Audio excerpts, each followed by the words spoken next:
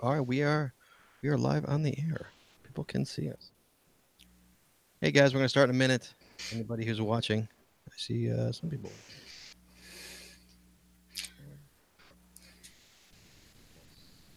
Sky, you may as well just get Shane a microphone and some headphones. He's just going to sit there the whole time. Are you planning on sitting there the whole time? No, he's not gonna. He's standing. Oh, no, okay. You can't even see anything. Oh, he's in the corner. All right, I'm gonna start this. H1. All right, I'm gonna start the recording. Recording has started. We're gonna start the show here. You ready? Everybody ready? Chad, you good? I'm good. All right, Lee. I'm good. All right, All good. All right, here we go. 3, 2, 1. See that? See that? And I already screwed it up. That's low. That's really low. You're very low too again, Scott. How about now? Am I better now? Yes. Better now? All right. Again, 3, 2, 1. You wanna know how to find it. Seek it out when they hide it. You know it's in the bag when it's an easy grab. But come on, take a chance now. So go, geocache. And if you need help, we're right there in a flash. If you got a question, just call in and ask. Uncover the stash on the Geocaching Podcast. The Geocaching Podcast. Welcome, everyone. It is Wednesday. It is 8:30, which means that it is once again time for the Geocaching Podcast. I'm Scott Burks, and to my virtual left, I've got my co-host, Jazz427. Howdy, y'all. Get your phones ready. We want to hear from you tonight. We got Shorty Knits manning the phones, and to my virtual right, we have a man, a pretty special guy. He's a legend. He is Sols69. Hey, Sols, how you doing tonight? All right. How are you doing, Scott? Very good. We will get to Sols in a minute because tonight's episode is episode 539, recorded live on November 28th, 2018. Is PowerTrails and Geo-Art tips and tricks. The phone lines are open, so give us a call at 808-468-7924. That's 808-GOT-SWAG. But hey, before we do all this, before we talk to Sols, the mighty Sols, we need to get some ancillary stuff out of the way. One of those, Chaz, Patreon. Patreon, guys. Mm-hmm. Hey, Chad, how you doing, buddy? All right. How you doing? I'm doing good. Patreon. You know, guys, it costs a lot of money to make this kind of podcast work, and we really could use your help. We've got currently 24 patrons on the other side. On the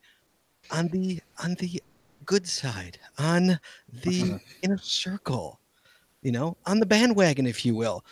We have 24. We got 3 new ones, Chad.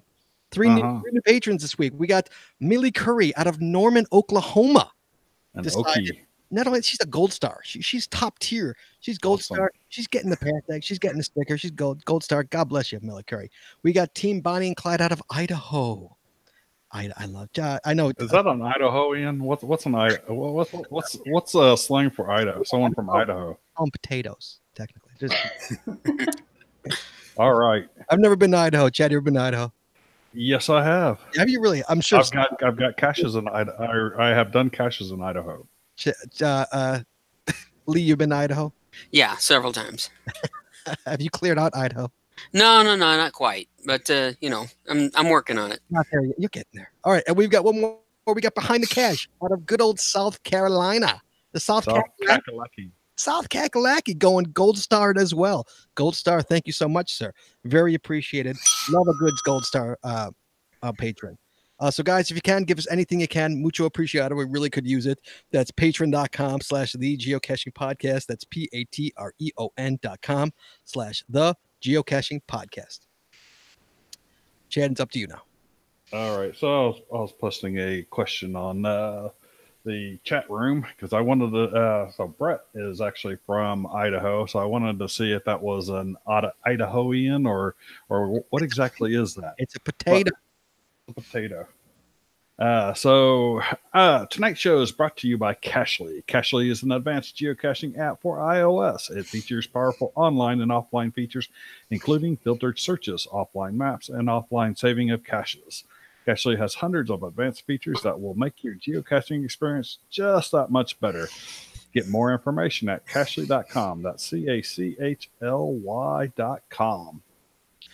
Tonight we are also sponsored by Logwork. Logwork are the creators of the fantastic logbook, made with genuine Write in the Rain paper. The logbook's designed for the micro containers of the present and the future, geared towards the hider who would rather go caching than doing cache maintenance. Find them at logwork.com. That's LOGWERK.com. Again, as usual, you can find all the links to our sponsors right here in our show notes. One thing I want to talk about as well, Chad, this coming up December 2nd from 4 to 12 p.m. is the Podcast of Hope. Our buddies over at Geocache Talk, they will be raising funds to support St. Jude's life-saving missions of finding cures for children battling cancer and other life-threatening diseases. We need your help to reach out our fundraising goal. We are going to be on the show. That's me and Jesse and Chad. We're doing the 10 p.m. slot. 10 p.m. Central, 8 p.m. West Coast Pacific time. 10 p.m. Central slot, which is the later slot. But we are with podcast. We're with Sunny and Sandy out of sunny San Diego, California. So it's always good when you get me and Sunny on the same show. If you would like, the Podcast of Hope link is in our show notes as well. Hey, Chad. What's up? We got an email, dude. Awesome. We got email. I got mail. Yay! I got mail. Yay! We got email, Chad. We got email. It says, I'm excited about the new format of the podcast. Thank you so much. I started listening about 2 years ago. I'm glad to see you guys back each week. I have a question about last week's episode, number 538, about Project GC premium member benefits. I'm appreciative of you telling us about them, but for a computer illiterate person such as me, I wish you could have given us step-by-step instructions to find these features and how to filter the proper attributes to get the results you were discussing. If you could readdress the 5 features you discussed and give step-by-step instructions, that'd be awesome. Thank you, Brett, which is BAWAGS75. And of course, you know, when this kind of stuff comes in, I go to the one person who is an expert at this. I go to Shorty Nets. So Jesse, if you will. I wouldn't quite call myself an expert, but thank you, Scott. You're welcome. All right, so a couple things that I just kind of want to clarify. First of all, there's a difference between being a premium member on geocaching.com and being a premium or paying member on Project GC. One does not equate the other. So if you do want the extra features on Project GC, you do need to become a paying member on Project GC. The annual membership for Project GC is $24, but they do offer a free 10-day trial membership so that you can test out all of the extra features. There is a huge and ever-growing list of member-only features. Some of those build upon basic features. So, for example, I think the thing that got me to switch over to a paying member on Project GC was being able to compare my map with more than one other person's map. So you can compare, I don't know if there's a limit, but you know, when you go out caching with a big group of people, it's nice to be able to compare yours and many people to find a group that everyone has not found. So being able to compare yourself to more than one person is an extra feature. But there are a lot of features that are completely separate from any of the basic features. And you can find a full list of those features at projectgc.com/home/membership. That link is in the show notes. So the 5 features that were mentioned last week on the show were challenge checkers, event notification, favorite points, log images and edited logs, and new cache notifications. So the challenge checkers can be found on Project GC under the tools menu, just tools and challenge checkers. You can search by a GC number or by a name of a challenge. And if you want to look at the map, then that is a paying member only. You can bring up a map of a state or of the area, and it'll show you all of the challenges, which ones you meet the qualifications for, which ones have checkers, etc. That's a really nice feature. The event notifications and new cache notifications can be found under your username in the top right corner. There's a drop down, and then you would just click on the notifications tab. The log images, I just said that, log images and edited logs. And then the other one is the notifications. Oh yeah, for log images and edited logs, sorry. Go in under your name on the top right corner, go into settings and scroll down a bit. There's a bunch of check boxes next to whichever ones you want to be notified of. Check which ones you want and hit save, and you're all set. Most of the premium features on Project GC are under your name in the top right corner. So hope that answers your question. I know there was a ton of information packed in there. Hope that helped. I would just follow up by saying, just one thing I would suggest doing is just going there and clicking on your name and seeing what all you can do. So go through each of them and just get a feel for what all you can do, because there might be features in there. I'm sure there's lots of features in there that we did not mention that you might love. Oh, absolutely. I mean, that's why I mentioned the page that lists all of the member only features, because it's like pages long. It's crazy what all they offer. It's pretty awesome. And one other thing I'll mention, I did put a link in the show notes that will, if you use that link to sign up and become a Project GC member, you will get an additional 2 months added onto your yearly membership. Oh, nice. Jesse Brown. Yep, you're welcome. Thank you so much. All right, I have a call. I'm going to go screen here. Thank you so much. Okay, a couple more things. We're almost done here. First off, Jesse Brown. Everybody knows Jesse Brown and I took a trip last weekend for a turkey trip. We went and finished the Illinois DeLorme and the Illinois county challenges. I have some totals here because anybody who's curious. We did 1,450 miles. That's 1,450 miles. 16 pages, 25 counties, 69 caches done.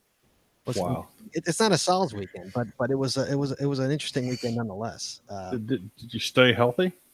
I did. You know what? I emergency'd myself like a madman. You know that orange powder stuff. And we got as much sleep as we possibly could, and I managed to I'm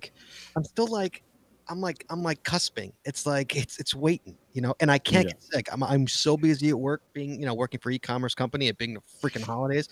I'm so busy. I literally can't get sick, literally.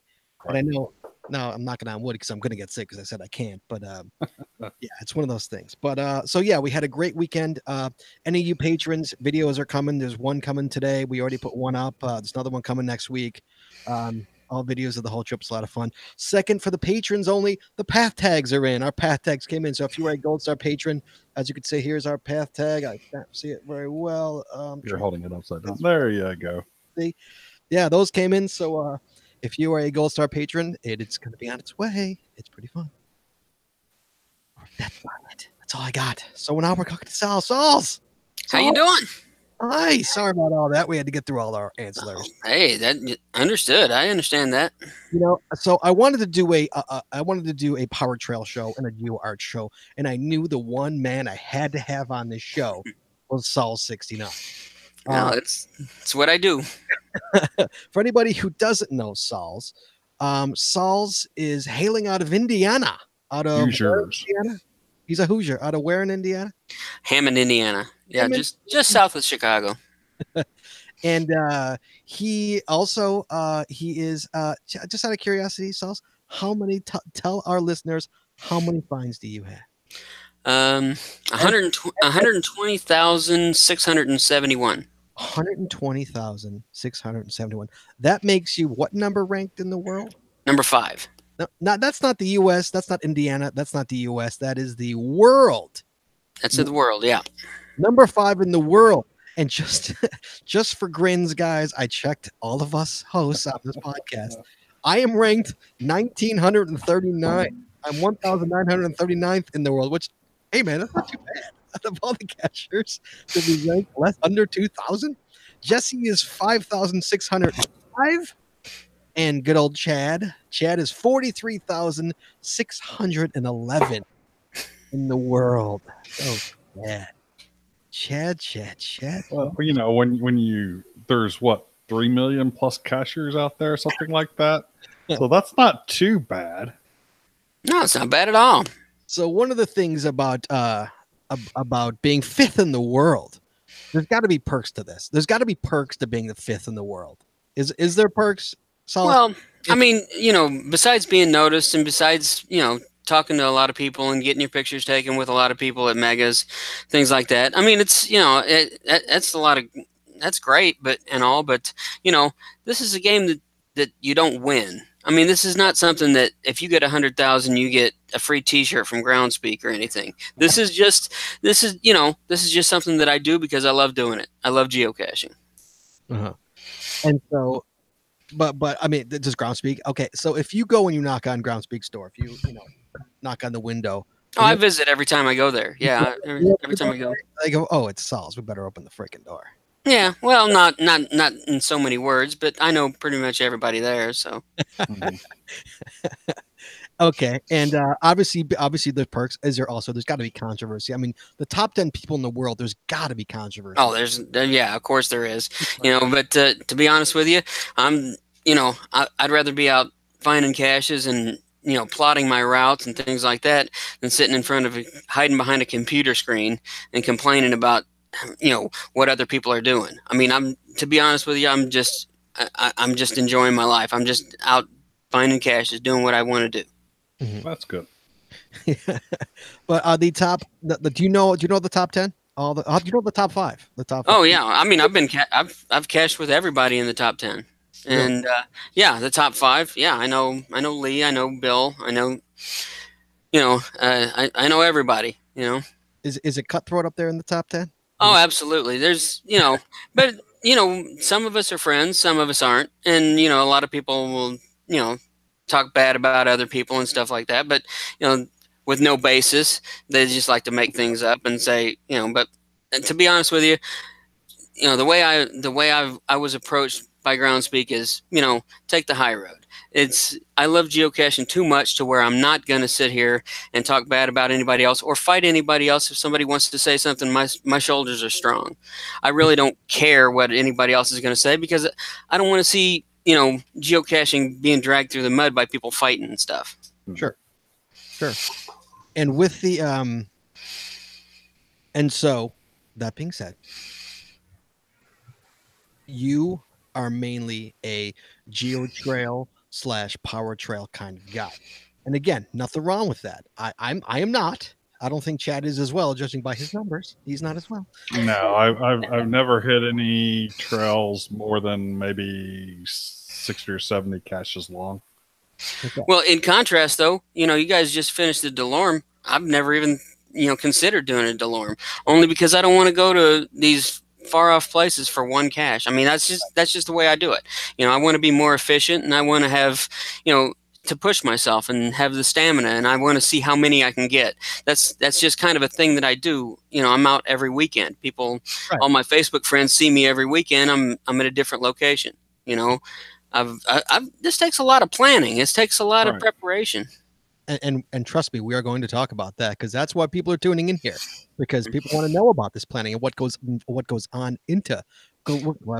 into this plan. Yeah. I mean, it's no big secret if you want to get into it. And hey, I'm always around. PM me. All right. Everybody plays the game their own way. Absolutely. Yeah. Well, that's true. What's great about, I mean, I've known Saul's for years, probably coming up on 8-9 years that we've known each other. Yep. And I've called you, you've called me a number of times and be like, hey, do you remember what this was? Or, and here's the funny thing about Saul's. Okay. And this is not squeaking the host because he's here, but like I've called Saul's 20 times in the past 8 years. Yeah. The cache I called Saul, and it's a stupid cache, and Saul will remember it. The guy's got 120,000 finds. And Saul's be like, oh yeah, it should be under the green thing. Like, how do you do that? How do you remember that stuff, dude? You know there's a few that I remember, but then the vast majority of the ones from 5, 6, 7, 8 years ago, it's like I haven't a clue, dude. Yeah.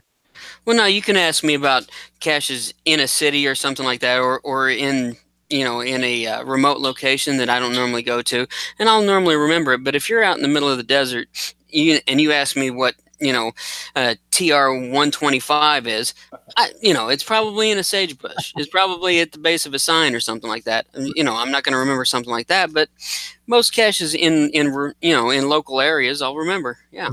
It's always impresses me when I do, because I'm like, Saul's found it, but he found it 6 years ago. Well, you know what? Let's see if Saul remembers it. You know, and usually you do. That's what I'm normally pretty good at it. Yeah.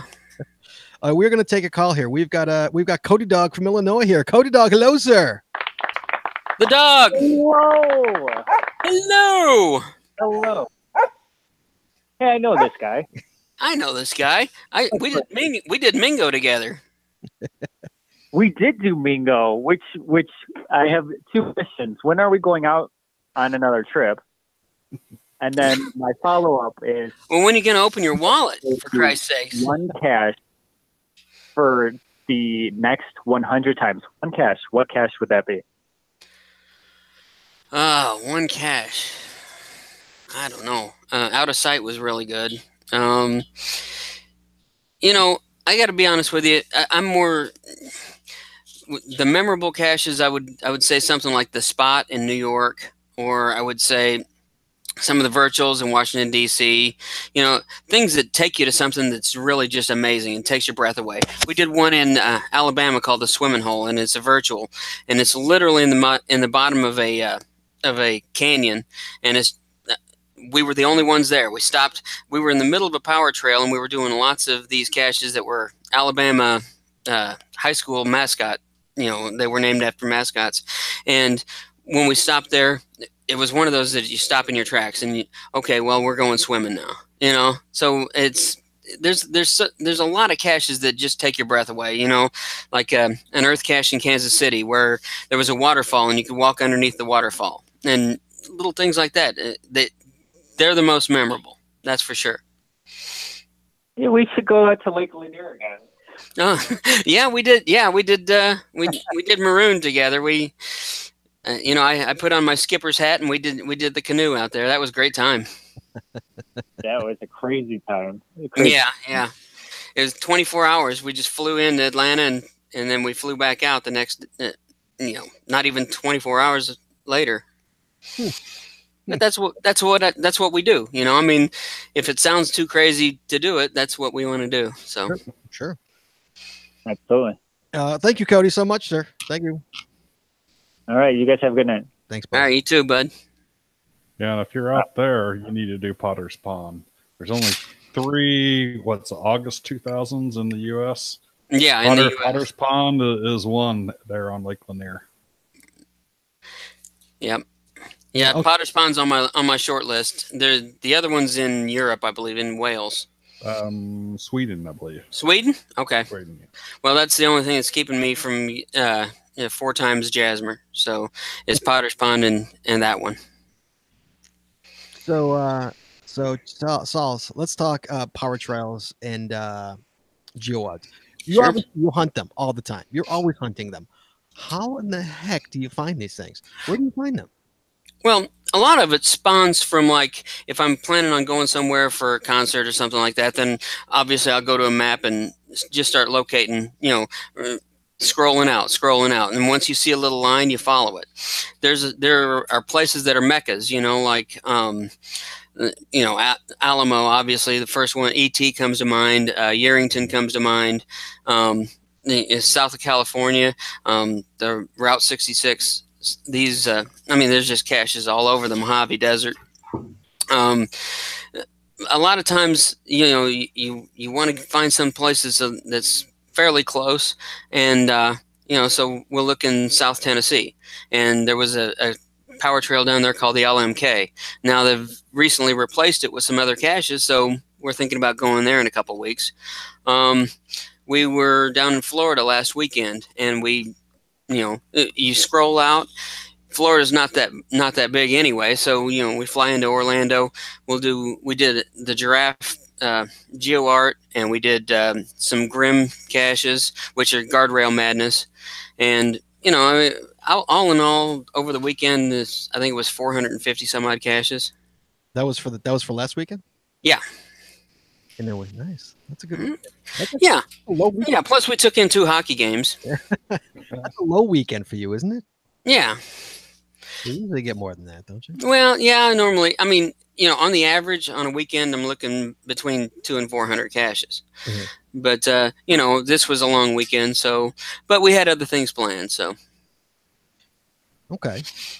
And so basically, so you look at a map. You just you literally look at the map and scan out and try and find. Well, there's also Facebook groups, and there's also as a matter of fact, anytime I find something, it's funny how a lot of cachers are watching your logs, and then so 2 weeks after we've done some, it's funny that you see 2 or 3 groups that doing the same ones that you just did because they're watching you. Right. That comes along with the territory, and I don't mind. I mean, basically, I do a lot of work, just looking at maps, scrolling over, panning over.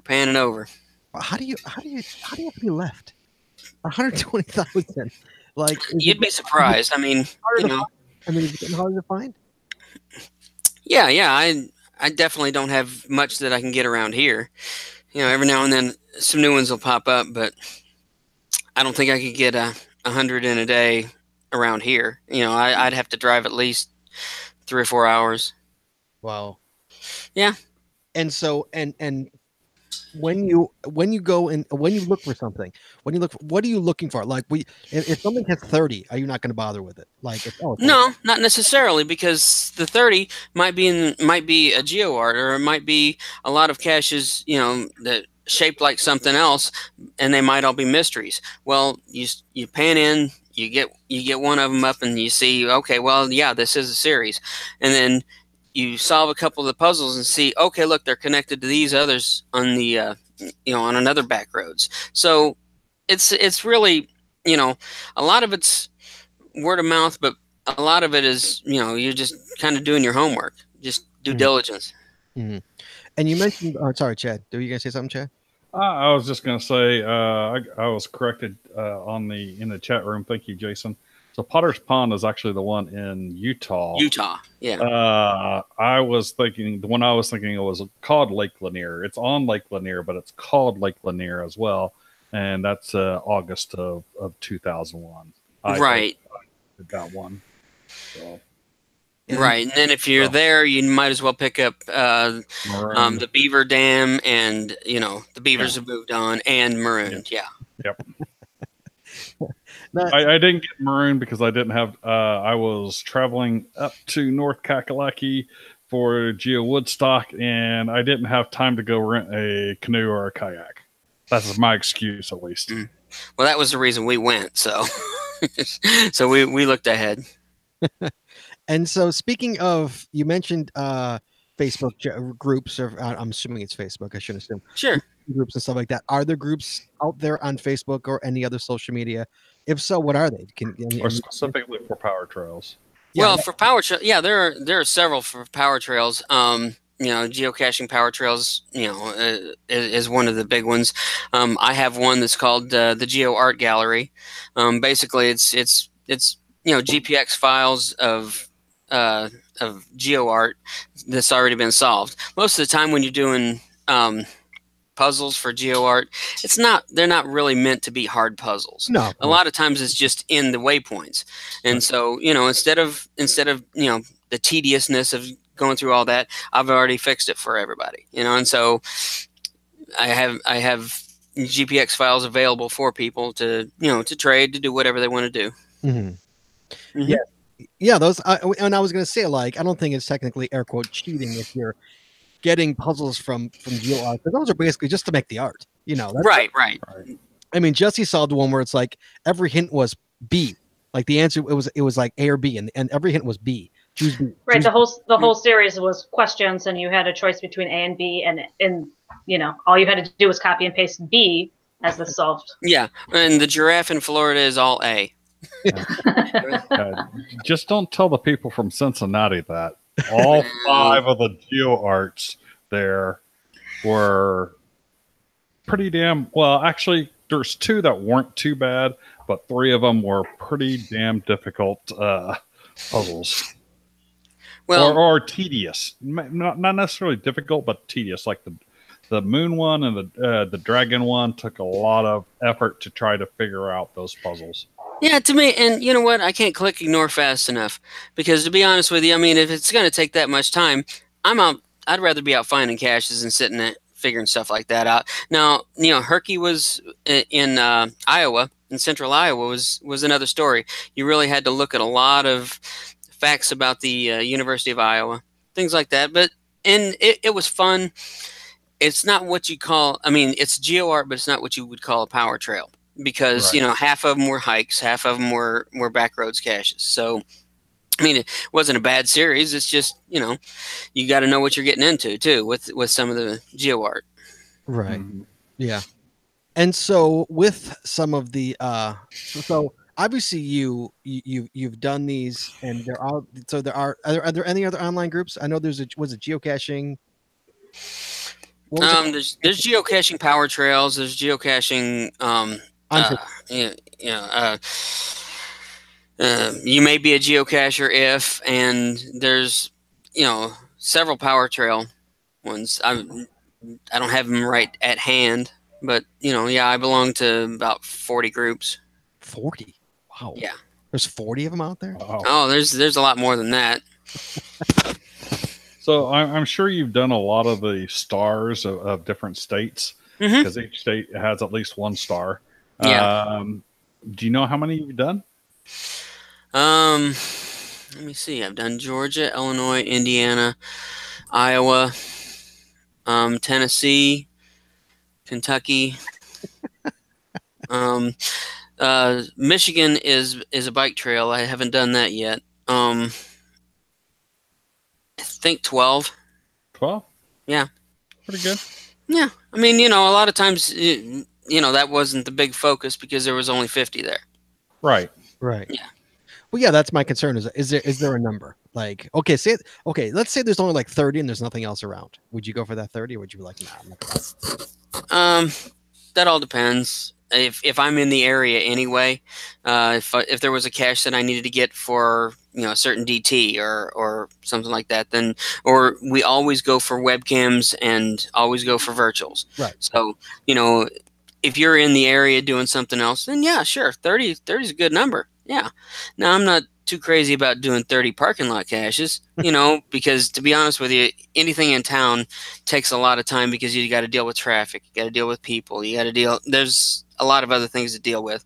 I'd much rather do back roads caches. Sure. Yeah. So you probably won't do the star in Texas. It's out in the middle of nowhere with no power trails around it. Well, no, I can understand that. They've done, let me see, when we were in San Antonio, we've done the Yellow Rose of Texas, Remember the Alamo. There's quite a few power trails that I have done. Yeah. And but no, if it's out in the middle of nothing. Yeah, it's out in the middle of nothing. Yeah, I'll give it a hard pass. And so what were some of the best you've done? I know you've done a ton. What are some of the best ones you've done? Memorable. Well, memorable. I mean, it depends on what you're talking about. I love caching in the desert.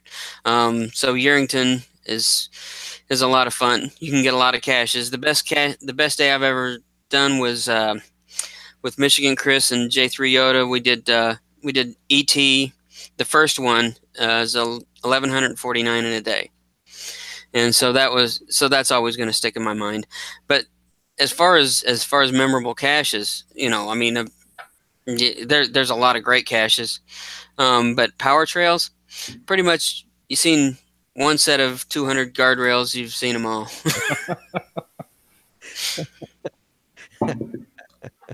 Okay.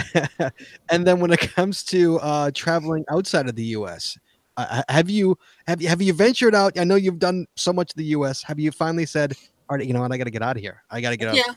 Yeah. Last year I was in France, in the middle of France. Was with a group of cachers. I think there was like 10 or 12 of us. It was a great time. I mean, we got a lot of caches. If you look in the middle of France, that's just nothing but power trails, just constant. As far as the eye can see, 8,000 caches, easy. Really? Yeah. Wow. In France. Well, Yeah. I remember like a year before, you're like, look at this, and you put it on Facebook, you put a picture of France, and it was just caches everywhere. Yeah. Like, Yeah, but then we also had an opportunity to get so many countries in a day too. After we got done power trail caching, we were there for 10 days, so we ended up doing France, Luxembourg, Germany, and Belgium, and it's cool to get different countries. Okay, so with this type of quantity, do you use a script to log most of them, or and do you write a long log, or is it TFTC? No, I don't TFTC anything.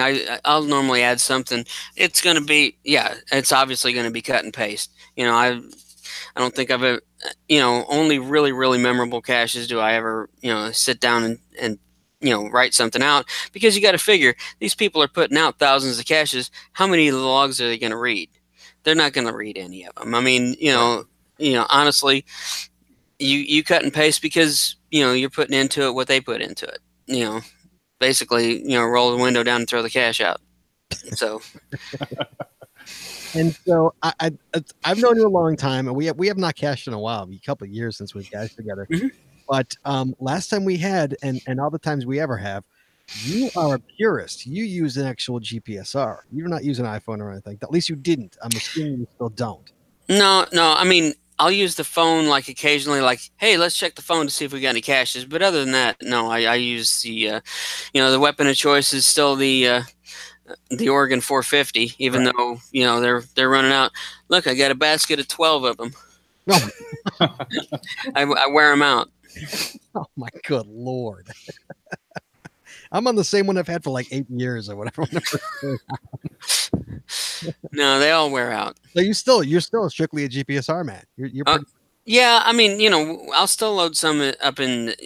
I'm not crazy about CGO that much. I mean, I know a lot of people that are, but hey, I mean, those fighting words. No. Hey, and I understand. I understand completely. I just never been able to work like, my partner Fia is one of the best at doing the satellite mapping and driving with the satellite maps. And I'm like, wait a minute. That's not the way I'm going. I'm not going sideways. I'm going straight forward, So she's the best at that. But I still use the GPS with the track up. I'm not a north up guy. Really? Yeah, we had this discussion last week about north up versus I'm not a north up guy either. Yeah, well, you can't find 120,000 caches if you go north up. Thank you. Thank you.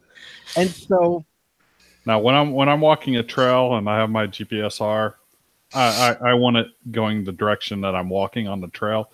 But if I'm driving in a vehicle and I want it and I don't have that 3D view, I want that north up. And that's just the way my brain operates.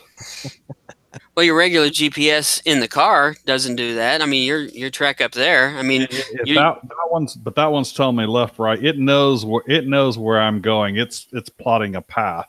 Look at it this way. My mind's plotting a path. That's a different story. Look at it this way. Track up means the world revolves around you. You don't revolve around the world. There you go. You see? Always thinking. All right. So when it comes to what traveling, let's talk travel. You travel every weekend. You're somewhere else. Every Friday or Thursday or Friday, without a doubt, through my Facebook, I'm seeing Lee on a plane. Without a doubt, it's just every weekend. Yeah. Every weekend, aren't you gone? Just about 2 or 3 weeks out of the month. Yeah. No, I'm normally, I think we're on our 40th or 50th trip this week, every weekend. Right. So yeah. So of the year. There's got to be tips and tricks there. There must be tips and tricks on whether it's cars or planes or anything along hotels, anything. What is a trick you can give to us and the people listening here? What you are a man who clearly travels all the time. Clearly. Yeah. Well, you end up traveling a lot. You travel pretty much. If you use the one airline, I'm a Southwest airline guy, and you use that, and then you accumulate your frequent flyer miles, and then your trips are free. I mean, well, not all of them, of course, but I do that a lot. This weekend we're going to be we're flying into LAX. 2 weeks we're going to go back to Florida to finish up some more caches down there. So I mean, we're trying to save the places like Minnesota for summertime. Trying to save the the Floridas and the Texas and New Mexico and all that for winter.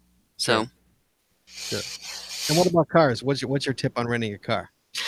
well, pretty much just hot wire. Do whatever you can do. I mean, always get the insurance because something's going to happen. I can't tell you how many times we've got the car stuck out in the middle of the desert.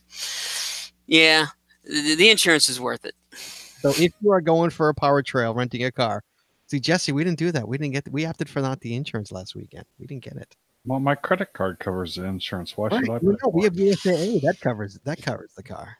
That covers all that stuff. Gotta get in. And yep. I have gotten the car stuck while on a rental car while geocaching. No, I've gotten so many I couldn't even count them stuck. The sand looks like it's going to hold, but and just because it's got tire tracks on it doesn't mean that you can drive on it. So. And what about a hotel? Are you a certain hotel kind of guy? No, hotels.com, whatever's. I can't tell you how many murder hotels we've stayed in. Oh. I mean, honestly, it's not buggy or anything like that, but I mean, it's just, some are better than others. You get a lot of Motel 6s, but hey, you're only going to be there for a short amount of time, just enough to sleep. It's not like, I go for creature comforts. Everybody will make a big deal and say, hey, how can you be traveling so much? How can you do this? I live in a modest house in Hammond. I drive an 11-year-old car. I'm not out for things. I'm out for experiences. Right. Sure. Love seeing the world. And so what is a bad hotel? Oh, geez. Use the Super 8 in Flint, Michigan is pretty bad. It smells like meth. But there's probably a reason for that. Yeah. No, you run into a few meth hotels and stuff like that, but I mean, it's you hate to say one chain is worse than the others, but there's some last resorts, that's for sure. No, we just stayed at Jesse. What did we just stay at that was actually really nice? We're Fairfield people. We like the Fairfield Inn. I don't know why. Fairfields are good. Baymonts are good. Yeah, we just stayed at one. Jesse, I can't hear you if you're talking. You're sorry, I was muted. We discovered that Best Western is not awful. Yeah, not bad. You haven't been to the one in Hammond. No. It didn't stink. I mean, we stayed at a Quality Inn. It was horrible. I don't mean to rip on any hotels, but we were very limited in our choices, though. Where we were, there were like one or two hotels in town, and so we had to pick the best of the worst or the worst of the best or whatever. Yeah, and you got to figure sometimes if you're doing hotels.com or something like that, and it's already the middle of the night and you're still out cashing, so beggars can't be choosers. Right. Take whatever's close. That's right. You look at the ratings, you look at the price, and you make a decision. Mm-hmm. Sometimes you don't even look at the ratings. Oh, me and Jesse have stayed at some. I think we were going to see the one with the rats with the mouse. Yeah. And stuff. It was awful. Yeah. Yeah. Oh, there's one in Arkansas that stayed with my family, and my wife said, yeah, we're never using this chain again. Mm-hmm. Oh, yeah. I've stayed places where I didn't want to take my shoes off. Remember, we were in Germantown, the Super 8 in Germantown, Wisconsin, and my head stuck to the backboard. Oh my God! My hair stayed on the backboard. Oh. No, we were at a mega in Rome, Georgia, and we went to one that it used to be a Motel 6, and now it's probably a Motel 5 now. But anyway, yeah, the floor was sticky, everything was bad. But hey, it's do you pick another place and then you go, or no? Just lay in the bed and go to sleep. Tough it out. Turn the lights off so you don't see anything. The less you see, the better, kind of a thing. Yeah. Okay. And you've recently, so last weekend, our man Lee here got engaged, by the way. Yeah. Yes, I did. You did. Here, I'll give you a little applause. I don't know if I should. Should I hear? No, absolutely. I don't know which way you want to go with that, but congratulations, I guess. Thank you, sir. Thank you. Yeah, no, it's been a great ride. We've been together. We've known each other for 8 years. We've been together for a year, and it just felt right. Ah, good. There you go. Mm-hmm. Mazel tov. Yeah, thank you. Are you going to do a big wedding? Or are you going to go to Vegas? No, it's definitely going to be a destination wedding. Oh, nice. Where, dude? Yeah, well, that's what we do. No, we had a great time in Jamaica. Probably something like that, something along that lines. Oh, nice. Nice. So you're going geocaching on your honeymoon? Right? That's what we do. I mean, yeah, she's got a lot of caches, so this is what we do. She's almost 40,000 now. Awesome. 40,000? Yep. Is she that high already? Good. Yep. Wow. See, when your spouse doesn't geocache, you don't get as many caches. There you go. There's your. There you go. There you go. Hey, we got a call from Wisconsin here. We got Scrappy Scout on the line. Scrappy Scout, hello. Hello, Scrappy Scout. Hello. Hey. Hey, how you doing, buddy? Good. How are you? I'm doing very good. I'm doing a podcast. What's up? I know. Hi, everybody. Hi. So what's up, man? I just called to say hi. Say what? I just called to say hi, man. I just called to say hi. I haven't talked to you in forever, and and I love the show. First time caller, I gotta say that. And, thank you. Thank you. And I know you have you been doing power trails? I know. Have you been caching a lot? I know you were a big cacher a while ago, and then you thought you I haven't seen you like caching. You weren't at West Bend or anything last year, so I haven't seen you. No, I've been. We were caching for a while. We do some power trails and stuff like that. There's a baseball series with Milwaukee that we did, but we kind of fell off for a little bit because we've been training, Meg and I, for a weightlifting competition, and we're kind of getting into that, trying to get healthy, and try to catch up to you, being all the sexy Scott, and all that kind of stuff. Thank you, sir. And are you dropping weight doing all that weightlifting? Oh yeah. I've dropped over 60-some pounds. Meg's lost over 100. Oh my goodness! We just did a competition in October where Meg deadlifted her personal best of 270 pounds. Wow. And then she had to kettlebell snatch a 25-pound kettlebell for 5 minutes. Oh. And yes, I said snatch. So, and then I did 375 pounds for a deadlift, and I had to snatch a 44-pound bell for 5 minutes. Oh, wow. Very nice. So, well done, sir. Yeah. That's better than caching. Yeah. That's way healthier. Oh, yeah. We got another comp coming up in April, and I hope to deadlift 425 pounds. Wow. So good for you, sir. I'm glad to hear you. I'm glad to hear you getting in shape and taking care of yourself. That's awesome. Well, I always said round was a shape, but it wasn't the best. That's good to hear, buddy. We'll have to see it get together soon. I haven't seen you in a while. Are you going to go to West Bend this year? Yeah. We're going to try to make it. Awesome. We're going to try to get up there and then hit some of the new power trails up there because there's a bunch. So right. Oh yeah. Come up there and do a bunch. Yes, there is. There's a bunch up there. All right, man. Well, even if you don't, you can kind of consider all of West Bend the power trail because you literally just walk and find them all over. Oh, absolutely. So. Yes, absolutely. Cleaned out. You've cleaned out West Bend, have you really? Pretty close, yeah. I've been there for 8 years, every year, and I haven't cleaned it out yet. Yeah. It wasn't hard to do this year because they didn't put out nearly as many this year as they have in past years. But no, normally it's good for 150, 200 caches, but not this year. Everything this year was hikes and it was all so far away. Everything. Yeah, and plus it was hot and buggy, and I got to be honest with you, I'm not going to be out there hiking and stuff like that, fighting the bugs and the heat. And sure, yeah. Well, hey, so let me ask you: when you do a power trail, how do you do it? Do you just do it from A to B? Like you park your car at one end and then you just walk to the other end and turn around and walk back, or do you do every other one? Or No, you don't do every other one. That's for sure. No, you most of the power trails that I'll do, are drive ups. Everything's a drive up, and it depends. You have to do your diligence on the maps. You have to look at the maps and see.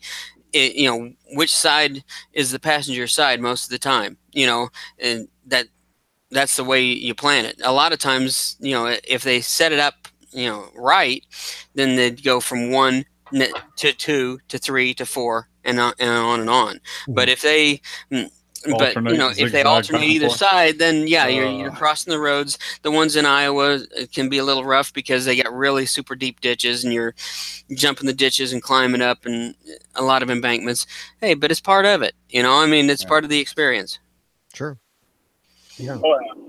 Well, we have like a lot of power trails on bike trails, and it's like there's not a lot of parking spaces. So what we'll do is we'll pick a segment and we'll park.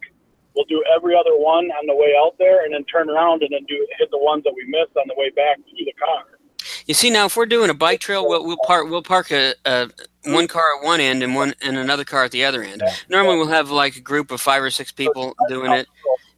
Elroy Sparta is fabulous. I love Elroy Sparta Trail up by the Dells, and there's quite a few really great bike trails up there.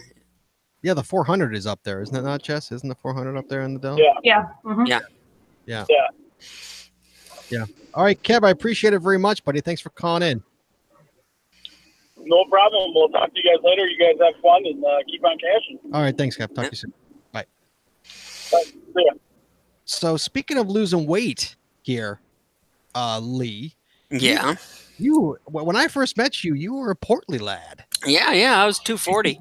I got down to 155 at one time. So yeah, I dropped 85 pounds. Wow, that's a lot of weight to drop, man. Yeah, that's a person. How do you drop that much weight? What do you do? I was doing no carbs whatsoever. And you have to do a lot of things like supplements, like CoQ10 and things like that. But no carbs. You don't eat any breads, rice, potatoes. You eat all the meat, cheeses, and eggs that you want. But yeah, it doesn't let your fat receptors. It doesn't. You don't retain the fat. Mm-hmm. And if your body uses carbs for fuel, and if it doesn't have any carbs to use as fuel, it starts to burn fat. So that worked best for me. You weren't tired for that? Not eating any carbs? No. You just you go to the gym. I was pretty big into the gym for a while there. 3 or 4 times a week.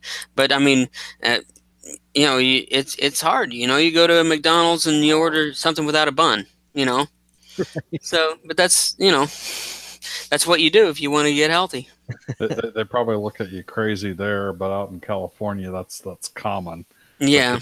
I first moved here. Just like they mistook my order, and they gave me a hamburger patty with stuff on it in between 2 pieces of lettuce. I'm like, what the hell is this? I appreciate the lettuce. I order a McDouble with no bun, and they look at you like you got 3 eyes. Yeah. Jessie does that at Jimmy John's. She gets the unwich. I get the unwich, and at Red Robin. Yeah, that's good. Mm-hmm. Yeah, she gets the unwich. Yeah. All right. It is right around 9:22.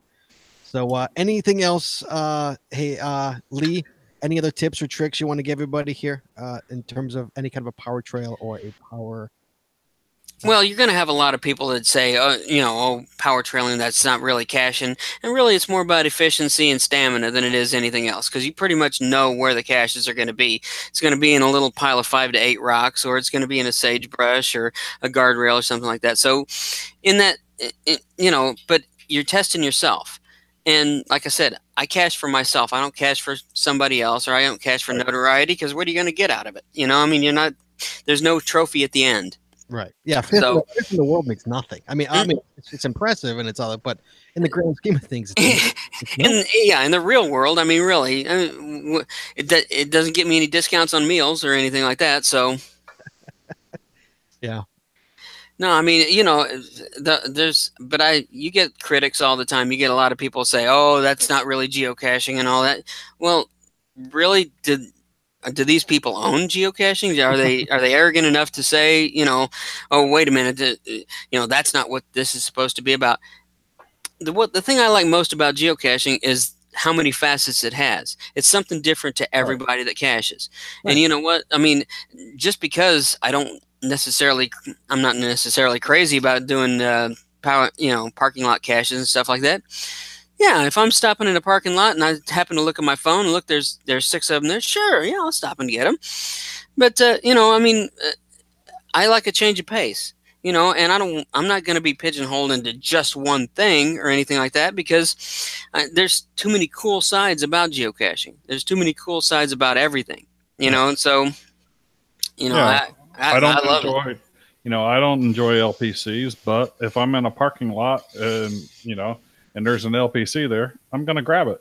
Absolutely. Or if you were out power trailing all day, you go in to grab something to eat, in local restaurant or something. Sure, I'm going to look at my maps and see, oh yeah, look right down the street. There's an industrial lot with 6 of them. Yeah. Right. Yeah, of course.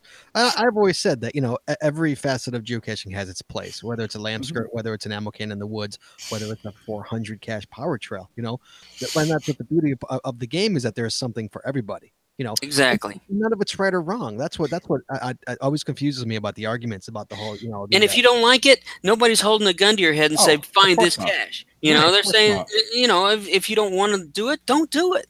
Right. I love doing puzzles, and there's other people that completely hate doing puzzles. I'm not holding a gun to their head and say, you must do puzzles. Yeah, you need to get that 15%, non-traditionals or whatever. Hey, I'm actually closer now because of Geo-Art. I'm closer now than I've ever been. I think I'm at 88%, and I need to get to 85% for that challenge. But it's still 6,000 caches that I need to find, non-traditionals. So. Yeah, so you got the purists out there who are, that's not the game and whatnot. And the game is the game. It's just a game. Exactly. Something to get you off the couch. Well, I don't care what, as long as if it's getting you off the couch, I don't care how you play this game. Get out, opt outside, and get outside and play however you want to play. Yeah, and the fact that you're out seeing new stuff, the fact that you're out, somebody puts a virtual out because they want you to see something really cool. That's what it's about to me. It's more about experiences than it is anything else. Now, obviously I like pushing myself, and I like seeing how many I can get in a day. Yeah, that's great, but it's more about seeing different things and not just pigeonholing yourself to one certain area. Right. I had to check my traditional find percentage is 55.9%. Wow. Bravo. So I'm a fairly non-traditional cacher. Pretty good. Mine's got to be like 80, if not more. Let's see what mine is. I don't even know. I got a question for you, Lee. Mm-hmm. So I can't tell you how many times Scott and I are looking for a cache and we can't find it, and I'm scrolling through the logs and I see, oh, Saul's found it like 6 months ago. Let's call him up. How the heck do you remember? Jesse, I can't tell you how many times, we call him up and we're like, okay, we're at this cache, it's here. And he's like, oh yeah, it's just look at this and then reach around to your right and it's right there. How the heck do you remember? I honestly can't tell you. I mean, the little landmarks, little things like that'll jog your memory. Okay, what did I say that day? Or I'll have you read back my log or something like that. Okay, yeah, that was in the afternoon. Okay, we were down this road, and this was not part of the series. So, okay, I remember that one now. And so, it's impressive, is what it is. Well, I appreciate it. Yeah, because I know people call me. They're like, "You just found this last month." I'm like, I have no clue. My name's on the log, but I don't know where it was. Jesse, you must have been taking a phone call because we already asked him that question. Oh. I'm late to the party. That's what happens when you man the phones. No, it's good. Sorry, my bad. No. But yeah, I said the same thing to him. Like, how do you remember that stuff? Yeah. It's an impressive feat, man. It's not easy because people call me 4 days ago, and I'm like, I don't know. Well, call Jesse. Maybe she remembers. I don't know. Well, for the most part, you got to think a lot of people are questioning, whether they're actually being found or not. I try and jog my memory the most that I can because I want to be able to say, hey, I was here. Now, You're under a microscope. I mean, you are. But having the numbers that you have, you're got to be under a microscope. Oh, absolutely. But you know what? I take pictures of at least 90% of the logs, you know. So if anybody ever wants to question me, whether I was there or not, now somebody will say, hey, wait a minute, I didn't see your name on the log. You know what? I can't tell you how many times you go to a cache, you go to GZ, and there's 2 caches there. You know, you find one, you don't keep looking. You know, I mean, you sign that, you move on. Yeah, So, I've actually found 2 caches, the 2 containers. When putting the other container back, found the second container a couple of different times, and actually one of them was the original container that had went missing in 2005. I pulled it out and took a snapshot of it, and it was just logs all the way up through 2005, and it's like, I don't know how in the hell I found this, but yeah, here's the original, and here's the new one. And PowerTrails are notorious for that. They're notorious for you know, you get there, okay, well, here it is. Well, wait a minute, there's another one right here. Yeah. Mm-hmm. Looking for somebody's name on a log on a PowerTrail is ridiculous. I mean, yeah. You got to take their word for it. I mean, like, hey, you know what? Again, if you want to armchair a whole PowerTrail, God bless you. I don't know why you want to, but if you want to, what am I going to do? You know, it's just a game. But why would you? The whole point of this game is getting out. Right. Getting off your couch and getting outside, you know. Right. I'm sure I could armchair ET Highway, and nobody's gonna say it. And nobody would say it. But you got to figure. I want to go do ET Highway one day. Well, the way that they set it up is, you know, they set it up so they want the caches to migrate. So you take one, you put it at number 1, you take number 1 back to the car, stamp it, and then you put that at the next one. That's the way that they set it up. They do it that way. So you got to figure, after 1,000 people, your name's no longer on any of them. Right, exactly. Right. So, you know, I mean, it's who's to say? So if people are if this is what they want to do with their lives, is sit there and complain about it, somebody else, I got to be honest with you, that's just not me. I don't get that. I don't get that at all. You know, there are cache police out there. You know. Oh, of course there are. Yeah. Of course there are. I've had a couple people tell me that my name wasn't on the log, yada yada yada, and it's like, okay, what are you gonna do about it? Like I was there, I can tell you what the container was like. Yeah. Yeah. It's amazing how you have a game that, like, there's no winners, no losers, and it doesn't matter. Right, exactly. You get outside and have some fun, and people like. Well, actually, there's there. no winners, but the losers are the ones that sit there in front of the computer screen and complain about everybody and don't go out and find caches. So, you know, I'm out doing what I want to do. Right, exactly. And on that note, it is 9:30, guys. Lee, thank you so much, buddy. Always a pleasure. Hey, buddy. Thank you. Thank you for having me. Oh, you are very welcome. Chad, always a pleasure, my friend. Always a pleasure. All right, Jesse. Good seeing you, Jesse. You too. Thanks for being on the show. Sure. You stay there, Lee. Give me a second. I got to close this show. Hold on one second. Okay.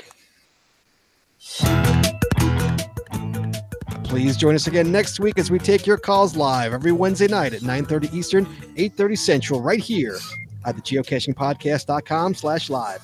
The archived video version of our podcasts are available on our website or on our YouTube channel, and the audio versions are available on most of your favorite podcatchers. If you like the show, please head on over to Apple iTunes and rate, review, and subscribe. We'd really appreciate it, and it really helps the show when you do. Be sure to like us on Facebook, follow us on Twitter for updates on upcoming shows and general geocaching information. And hey, if you haven't already, please consider becoming a patron of the show. With tiers starting as low as $3, you will get a ton of additional information, extra videos, extra audio, only available to patron members. Please head on over to patreon.com today and subscribe. That's patreon.com/the Geocaching Podcast. It really does help the show. We really could use some help, so we appreciate it very much. Thanks once again to our sponsors, Cachly and Logwork. That's all we got this week, so we'll see you next week talking geocaching, taking your phone calls. In the meantime, be good, be safe, hug your loved ones, and we will talk to you guys next week.